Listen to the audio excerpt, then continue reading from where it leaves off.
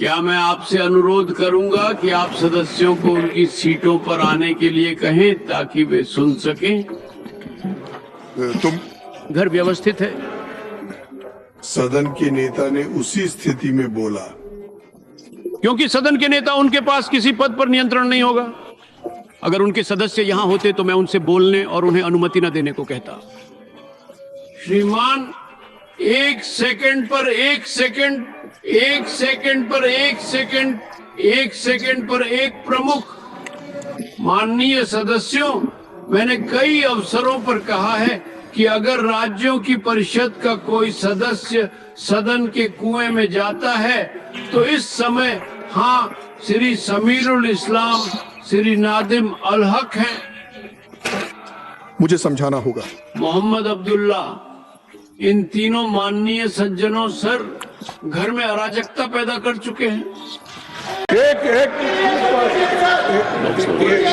एक मिनट में बोलने के बाद फिर आप सर कृपया कृपया अपनी सीट पर बैठो। वे ले रहे हैं। अपनी सीट पर बैठो। मुझे यकीन है कि सीढ़ियां आपकी सीटें नहीं हैं। अक्सर और अक्सर ये क्या है? आपको गुस्सा नहीं आना चाहिए। We are members of parliament. आपको गुस्सा आएगा तो मेरे को परेशानी होगी। आपको गुस्सा एक कृपया कृपया अपनी सीट पर बैठो। आप एक वरिष्ठ सदस्य हैं। कृपया सभी को सीट लेने के लिए कहें ताकि विपक्ष के माननीय नेता की प्रतिष्ठा आदरपूर्वक सुनी जा सके। कृपया कृपया अपनी सीट पर बैठो। मैं सभी को विचार व्यक्त करने की अनुमति दूंगा। यह बहस, बातचीत, चर्चा, विचार विमर्श का घर है। प्रत्येक सदस्य इसे समझे और मुझे इस सभा को याद दिलाने दे कि जब माननीय सोनिया गांधी ने अपने संबोधन को लीडर के रूप में दिया था तो मैं यह सुनिश्चित नहीं कर सकता कि वहां पिन ड्रॉप मौन था या नहीं। मुझे तब पूर्ण पिन ड्रॉप सन्नाटा चाहिए जब स्थिति का नेता बोले, और जब कोई भी सदस्य बोले तब भी मुझे पूरा सन्नाटा चाहिए। हम खुद को व्यवहार करने का एकमात्र तरीका है। इसलिए मेरी यह प्रार्थना है कि मैं सदस्यों को 2 शर्तों के अनुसार खुद को व्यक्त करने की अनुमति दूंगा। एक, उन्हें अपनी सीट से बोलना होगा और जबरदो घर को व्यवस्थित होना होगा। मुझे घर से अब यह उम्मीद है कि आप मेरे साथ हैं। कृपया विपक्ष के नेता की बात सुनने का कष्ट करें। विपक्ष के नेता। सर धन्यवाद। आपने जो सलाह हमको दी ठीक है, हम उसको मानते हैं, लेकिन यही तरीका अगर उधर वाले भी मान गए तो मैं समझता हूँ नड्डा साहब अपने मेंबर्स को बड़े कंट्रोल में रखे हैं। हमारा एक ही विषय है, जो वक्फ बोर्ड की जेपीसी की रिपोर्ट है, जिस रिपोर्ट में अनेक सदस्यों ने अपना डिसेंट नोट दिया है, वो नोट देने के बावजूद भी प्रोसीडिंग से निकालना और उन मेजॉरिटी मेंबर्स के व्यूज सिर्फ उसमें रखकर बुलडोज करना, ये ठीक नहीं है, ये कंडेमेबल है और एंटी डेमोक्रेसिक है, एंटी प्रोसीजर है। और दूसरी चीज नॉन स्टेक होल्डर्स बाहर से बुला के उनको जो होना, उन लोगों को खड़ा करके उनका स्टेटमेंट ले रहे। और जो इतने लोग पार्लियामेंट में जो भी डिसेंट नोट दिए हैं, क्या उसमें कोई एक पढ़ा लिखा नहीं है, कोई जानता नहीं है, और वक्फ बोर्ड एक्ट को कोई पढ़ा नहीं है? मेरे को बड़ा ताजुब लग रहा है। अरे आपको अगर कुछ करना भी है तो आप डिसेंट नोट के व्यूज को प्रिंट करके या अपने रिपोर्ट में डाल के बोलना चाहिए, उसके बजाय उसको डिलीट करके अगर कोई रिपोर्ट होती है मैं उसको कंडेम करता हूं। और ऐसे फर्जी रिपोर्ट को हम कभी नहीं मानेंगे, सदन कभी नहीं मानेगा।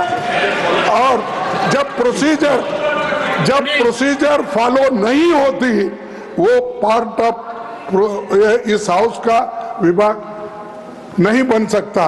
तो इसीलिए मैं आपसे विनती कर रहा हूं कि उनको डायरेक्शन दीजिए, जो भी रिपोर्ट आई है वो अगर वो रिपोर्ट में डिसेंट्स व्यूज नहीं है तो उसको वापस भेजिए, निकाल दीजिए, और उसके बाद में फिर एक बार, दो बार और एक बार आप पुनर्विचार करके उस सभी डिसेंट व्यूज को डाल के आप पेश कीजिए, फिर आगे क्या होता हम देख लेंगे।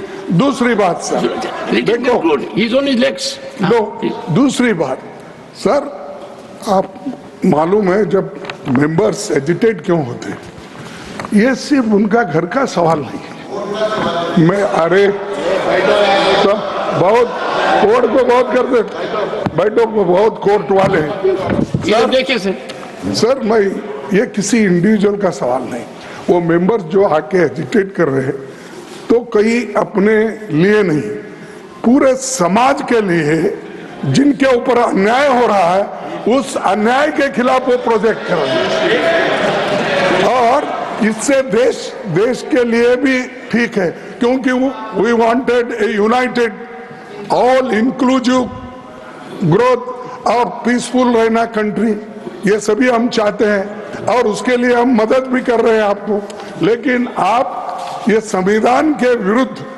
अगर ऐसी चीजें करती है तो ऐसा ही गड़बड़ होता है, फिर इसको लोग प्रोटेस्ट करेंगे। तो मैं नड्डा साहब से विनती करता हूं, क्योंकि नड्डा साहब जरा कम से कम पीसफुली सुनते हैं, पहले के मेंबर्स लीडर के जब मुकाबले में, मैं एक दूसरे की मुकाबला नहीं कर रहा हूँ। कहते हैं not a member of this house, is not a member of the, okay ठीक है, मैं कभी कभी याद दिलाना पड़ता है, जैसा इतिहास का आप जिक्र करते हैं, राम का, विक्रमादित्य का, ये जैसा जिक्र करते हैं, वैसा मैं उनको ये बोल रहा हूँ कि आप प्रेसिडेंट भी हो, आपका इन्फ्लुएंस इसमें जरूरी है, आप इसको विड्रॉ करने के लिए, और इसको अनकॉन्स्टिट्यूशनल है, इसीलिए जेपीसी को फिर से आप भेजिए और इसको आप प्लेस करने के लिए, सर आप रिफ्यूज कर सकते हैं, कितने गवर्नर बिल्स रिफ्यूज करके वापस भेजे हैं हर स्टेट में सर, गवर्नर छोटे छोटे रीजन जो संबंधित नहीं है, तमिलनाडु का गवर्नर भेजता है और कर्नाटक भेजते हैं, हर जगह। इसीलिए मैं बोलता हूँ आप वो डिसेंट नोट्स को डलवाइए, फिर से उसको रिपोर्ट में डालिए, तब तक ये वापस भेजिए और आप करना चाहिए। मैं आपसे विनती करता हूँ। माननीय सदस्यगण,